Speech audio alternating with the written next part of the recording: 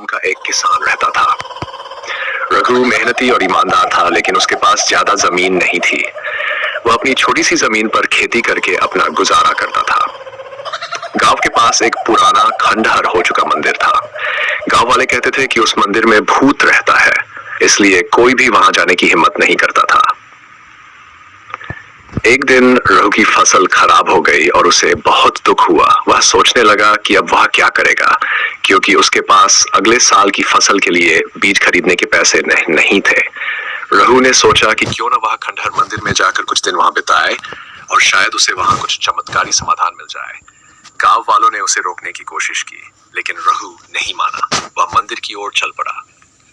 मंदिर पहुंचते ही रघु ने देखा कि वहां सब कुछ टूटा फूटा और अंधेरा था।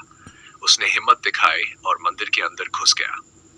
रात होते ही मंदिर के अंदर अजीब अजीब सी आवाजें आने लगी।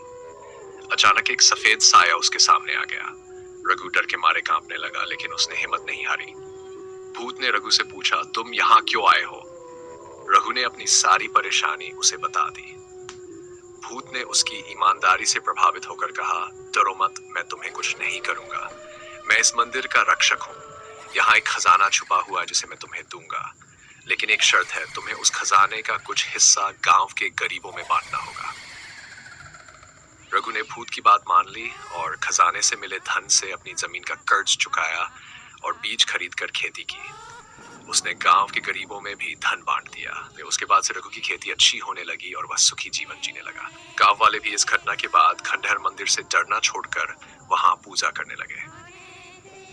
रघु और भूत की कहानी गांव में मशहूर हो गई और लोग उसकी ईमानदारी और साहस की तारीफ करने लगे।